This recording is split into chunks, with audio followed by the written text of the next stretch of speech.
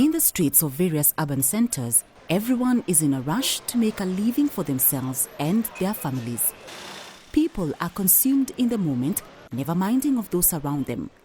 This is the new urban life, a life that is desired but highly complex in its construction. Everything is done in a haste. Eating, walking, talking, and most importantly, the rush to making as much coinage as possible.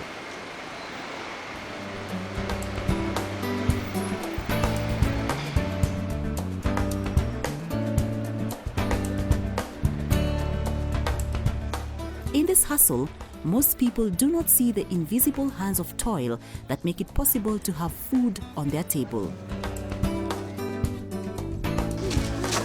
Located at strategic positions in the urban streets and residential areas are small grocery stands, open markets, supermarkets, and sophisticated malls.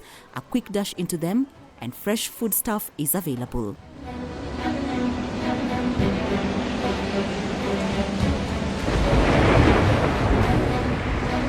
How they got their way into the shelves or who made it possible to have it on the shelf is a question that has never been sufficiently explored before.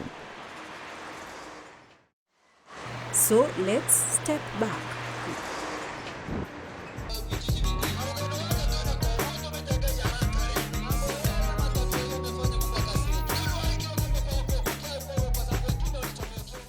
The fact is, small-scale holders contribute 75% of the total agricultural output in Kenya and 70% of marketed value.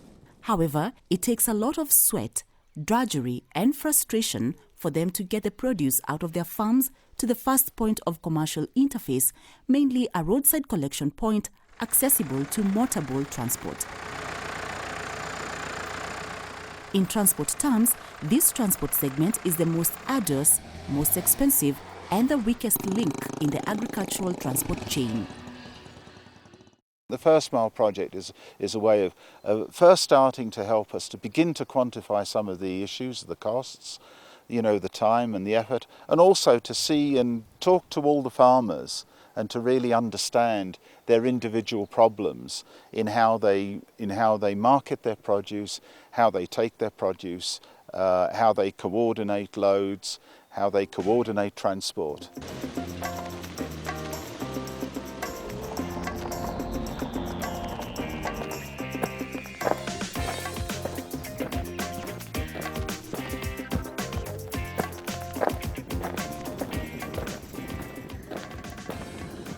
To demonstrate this, let us set on a journey to one of the many food baskets in Kenya.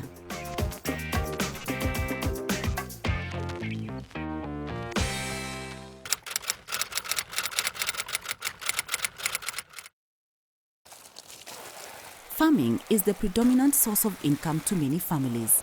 Nafanya kazi ya ukulima agribusiness. Huku tukiwa na bibi yangu tunalima vitu kama vitunguu, mboga, hizo zikiwa nikaa za commercial. Kazi sio kuajiriwa. Kazi unafaa ujiajiri wewe mwenyewe. Kazi iko. Kazi ya kulima ni kazi ambayo inafaa sana ya kujiajiri. Vijana waase kusema hata hakuna kazi. Kazi ya kilimo iko. Na sana sana ukilima kitunguu itakulipa na utakaa kama mwajiriwa. Nini mita gitunguru makiria ma miaka 10 na ngarima ndina mathina maingi muno. Thina wakwa kulima gitunguru kuumiria ni tondu wa barabara. To barabara itu ni koragwo ri njuru muno tukiumiria gitunguru.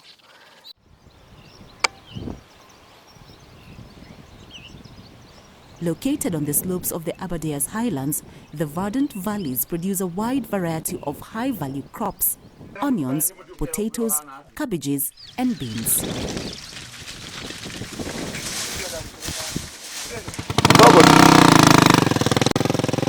Getting the produce from the farms onto a motorable truck is, however, a daunting task for the farmers. Getting the produce onto, onto a truck. It is a problem of coordination, and I understand that in this area farmers are grouped together and they try and coordinate the trucks to come to a certain key point so that there is a consolidated load. So in total it costs them less if you can consolidate your load, then you can use economies of scale of transport.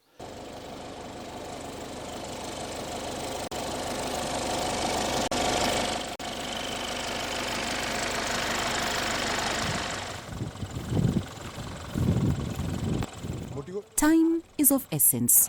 Every second counts and determines the quality of the produce, especially when dealing with perishable products like onions, milk and vegetables. Ukulima nina changamoto nyingi zaidi. Kwa maana sasa hapa ni mahali ya mvua, tuko juu sana. Kwa hivyo mvua hapa ni nyingi na barabara zetu ni mbovu. Kwa hivyo wakati mwingi tunapata shida ya kuchukua maziwa. Wengine nataka kuchukua maziwa mapema sana, saa 12 au zaidi, ili waweze kufikisha maziwa kwa soko zao, kwa mahali wanakwenda kuuza. Kwa hivyo tunachangamoto nyingi sana za kuchukua maziwa. Hata wakati mwingine wanakosa kuja kuchukua, tunabaki na maziwa yetu, hata ingine inakuwa twist. Many crops, suffer considerably if there's a time delay or if they're on a rough road. If it's raining, and if the crop gets wet, then the traders will pay less for the crop because it's wet. And so this is another aspect of perishability. But also, if you're going over a very bumpy trail, you can also destroy the value of something. So crops like bananas or mangoes, the more bruises they have, the less the value of the crop.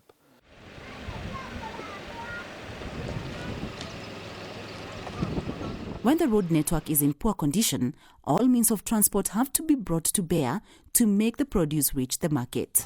Even in the dry seasons, the unwinding, treacherous first mile is difficult to navigate for those who dare to brave the terrain and venture deep into the villages.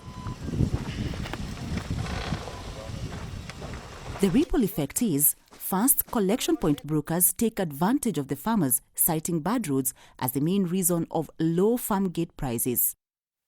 Challenges iria tukoragwo nacio nĩ ũhoro wa wendia na ũgũri. Tondũ ta rĩu waru ici ngonia ici ndenjire waru ici o mande. Na mahinda marĩa ciabatiĩ gũkorwo ikĩgĩrwo itiagĩrirwo tondũ ngĩciendia thogora warĩ 35. Na rĩu ndagĩka ĩno irokire kũgĩrwo na 3,000. Ũguo thĩna ũkoragwo ũrĩ agũri kana kũgũrĩrwo. In reality, the brokers know too well the journey from this point is swift and the destination demand for the product is high, resulting to exorbitant profits. The onset of rains is usually a relief during the planting season, but when rains come at the harvesting time, it is a sign of distress for the farmers. A simple transport delay can result into immeasurable value loss. Wakati wa mvua mkubwa, unajua maziwa yanakuwa mengi kwa wakulima wengine wote. Sasa unaweza anakuja kwako, hiyo maziwa itakuwa na twist. Alafu kwa maana ukiweka kawaida mrefu itaharibika. Imeharibika. Hata viazi saa nyingine tunaweka viazi, ingine inaharibika kwa shamba kwa ajili ya maji na inaoza. Ingine wakulima wale wanaweza kuja kuchukua hiyo viazi, wakishinda wataiacha itaoza. If it rains and if the truck stops, people have to push it. And they give a lower price to the farmer because it's rained, because there's a delay in the truck, because there are problems, and also because the produce has got wet. Lucy Muthoni is a productive onion farmer who is skeptical about the future. For 10 years, she has produced onions, but transportation has been demanding, and so she took matters into her own hands. Rĩu ũngĩndora mĩaka ĩrĩa ndĩ nayo, ona ũhoro wa kũrĩma rĩu nĩ ũnjirĩtie ngoro. No ndĩ na ciana. Pengine nĩwona ndĩna kanini ndĩrarera ka mĩaka 2, nĩgakũbatara mabataro maingĩ mũno, nĩkarenda gũthoma, nĩkarenda kũrĩa, nĩkarenda kwĩhumba. No nĩndĩraigua rĩu ona ndingĩhota, ona ingĩgeria ndingĩhota rĩu gũkĩrĩma rĩngĩ. No barabara ĩngĩagĩra, no ngũthiĩ na mbere na kũrĩma. A few farms away is another frustrated farmer. Last year, she produced lots of onions and spent a lot to ensure they reach at the collection point, but still her harvest did not see the light of day. Ejua mwaka ũcio ũngĩ nĩtwateire gĩtũngũrũ kĩingĩ mũno, tani kwĩ gĩtũngũrũ ndarengithirio kĩingĩ, na mũgũri agĩũka akĩona tondũ nĩndakĩhumbĩrĩte hau thikũ nyingĩ akiuga nĩ ndĩroka na nginya ũmũthĩ ũyũ ndarĩ oka, no nĩ gĩtuĩkĩte thumu gĩothe, na gĩatuĩka thumu ũndũ ũcio tũkaũta hathara, no ko bara yarĩ njega gĩtingĩatuĩkire thumu. She says dropping onion farming is a hard choice to make, but if the transport network can be improved in the area, then without a doubt she can be a devoted onion farmer. A number of farmers in this area admit it's for the sake of their family, that's why they haven't downed their tools. This situation is a replica of what happens in other bordering regions. In Kinangop, farmers count their losses whenever the rains start and the roads become impassable. Karanja, who is a well-known farmer in this region, swallows the pain of feeding his animals with his produce each year graciously. Bebe nĩ tuge bebe ciathũkire nĩ ũndũ wa itiathũkĩte mũno, no rĩu mwena wa bebe rĩ cirahania ta ciathũka tondũ mboga nĩ ciambire igĩthũka mbere. Rĩu ngĩona iria nĩ ciarĩ cia ng'ombe, ngĩona iria ndikwamba kũhe ng'ombe tondũ iria nĩ ikũhota gũikaranga, no rĩu ici itingĩikara. Rĩu ngĩona nyambe nini ici njoke ngĩhe irĩkũ, rĩu nĩguo iria iragĩkũria na tũragetha ici ciona igĩthandũrwo kũrĩa mũciĩ. With the animals properly fed, Karanja is able to produce over 90 liters of milk every day, but still no reliable traders show up for the milk. David Kungu is a disheartened dairy farmer. With no choice and plenty of milk, Kungu has no option but to accept the prices that are dictated by individual buyers.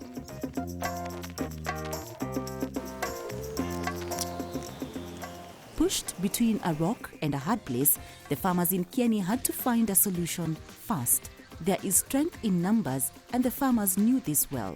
Tunafanya kilimo ambao ni kilimo ya kitunguu, na hizo vikundi zote tulikuwa na lengo moja, tuungane ili tujue ya kwamba tuone ya kwamba tunauziwa mbegu kwa bei nafuu, kwa maana mkiwa wengi mnaweza sikika, na ndiposa hata wakati wa kuuza tuuze tukiwa pamoja ili hata wanunuzi watusifinye.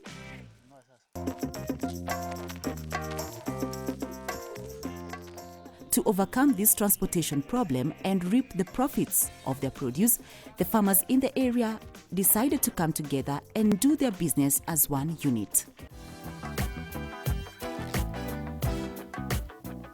It was in these trying times that the idea to build a new road struck. It took a long time while still wallowing in misery, but when the right time came, they sprang to action, and soon a diversion from the main road gave them hope that was slowly fading away. Na hii barabara ndio mojawapo tunatumia kupitishia mizigo yetu. Na hapa nimesimama ni mto inaitwa Boru. Kwa hivyo kukinyesha hii mto haupitiki. Hii si barabara ile ya kawaida, hii tumejinunulia kidogo tu. Sababu ile iko gari haiwezi pitia, iko na mitalo mikubwa. Labda tu itumiwe kwa tinga wakati wa jua kama wa leo, lakini wakati wa mvua haiwezi pitika.